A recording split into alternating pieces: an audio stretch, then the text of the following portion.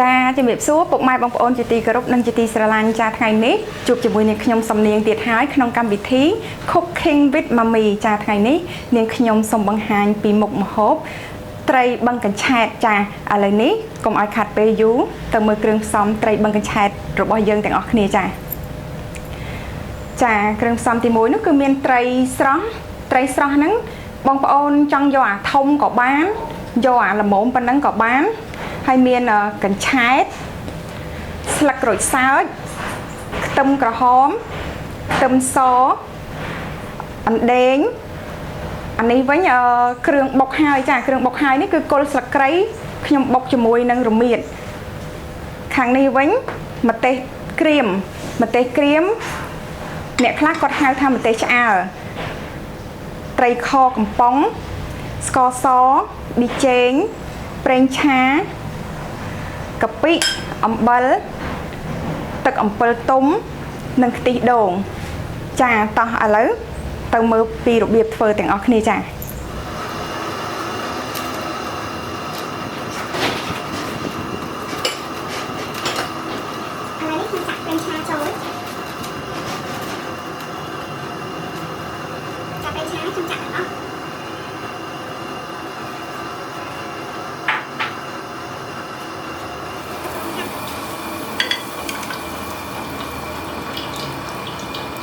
ត្រីហ្នឹងបងប្អូនធ្វើវាឲ្យថតអាក្នុងវានេះណាចាថតអាក្នុងនេះវាយកប្រូតេអ៊ីនចេញមកហើយយើងចាក់វាត្រង់ទៅទៅតោះមកខ្ញុំដាក់កាពិបុករួចហើយចាខ្ញុំយកវាហ្នឹងមកខែស្លឹកក្រូចសើចខ្ញុំដាក់ខ្ទឹមសម្ទេសនិងខ្ទឹមសចាំខ្ញុំបុកគ្រឿងចូលក្នុ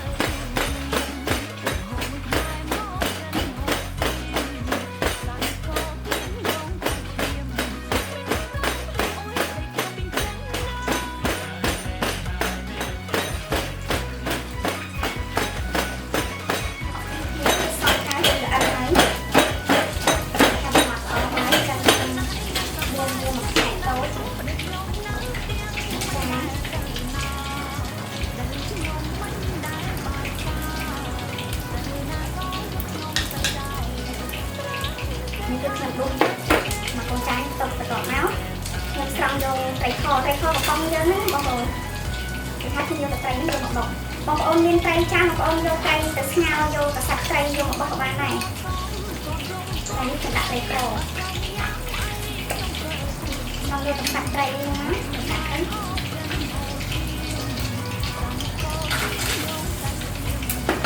ចាបោកមកខ្ញុំដាក់ត្រីឆ្អើរ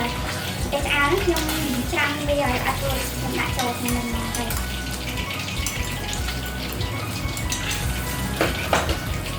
បុកវាទៅខ្ញុំបុកខ្លាំងពេកវាគ្រាន់តែញឹមវាបាញ់ទឹកត្រីតិចទៅបានហើយចាប៉ុណ្្នឹងទៅបានហើយ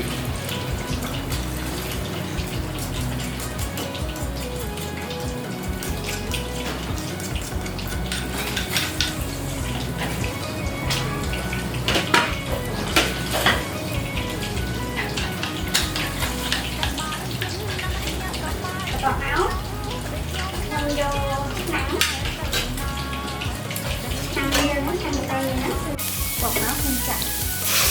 đồ sổ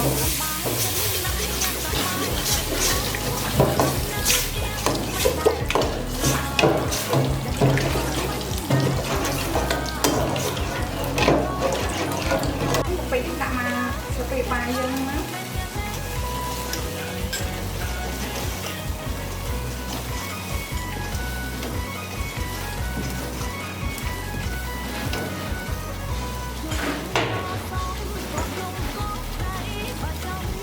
còn mau bạn hương và vô hộp mũi bên ao ấy lắm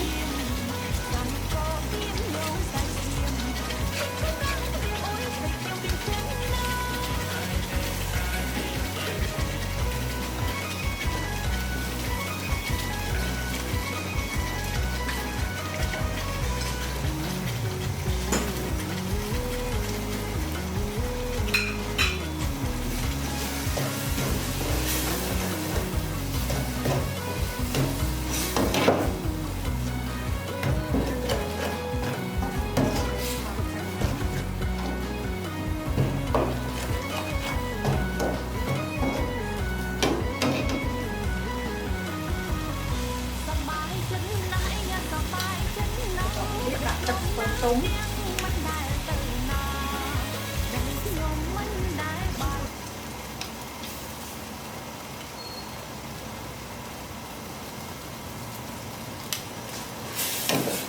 ôi túng lắm bông bông đặt tam chấm nóng chấm nấu chặt từ bông bông trong ban củ chiên chu đưa còn mình xấy chu ấy tam chặt bông bông đặt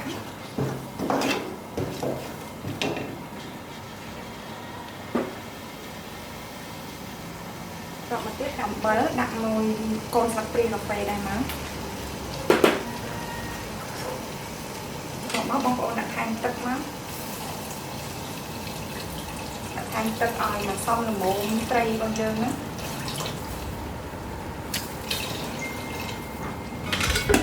con sẽ ăn nào đấy riêng hả hả chân trong đuôi bị đại tráng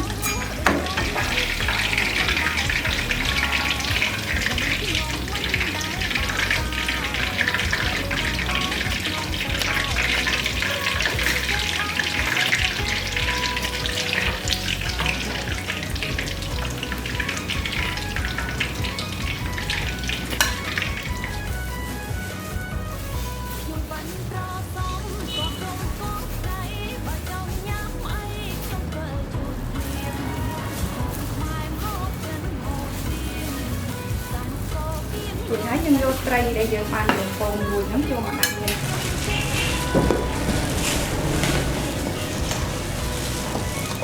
đồ thực sờ ló đai dân slo ruột nấm sao gây pì lơ chẳng màu bông ồn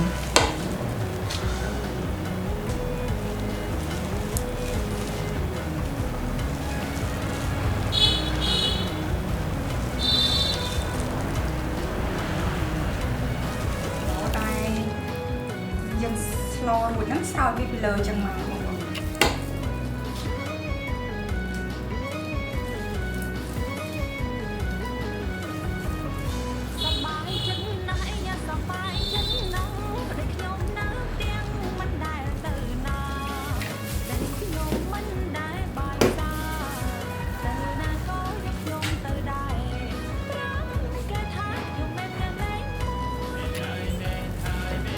ប៉ុណ្ណឹងមកគឺរួចស្រេចបាច់តាមម្ដងចាឥ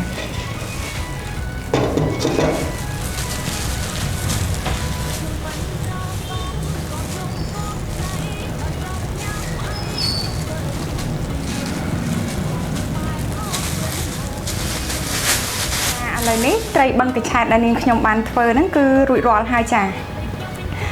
នាងខ្ញុំសូមអរគុណពុកម៉ែបងប្អូនទាំងអស់ដែលបានតាមដានទស្សនានេះតាំងពីដើមរហូតមកដល់ចប់ចាសូមកុំភ្លេចចុច like share subscribe channel YouTube Mommy Food and Drink ទាំងអស់គ្នាចាដើម្បីបានវីដេអូថ្មីៗទៀតបន្តពីនាងខ្ញុំចានាងខ្ញុំសូមអរគុណនិងសូមជម្រាបលាចា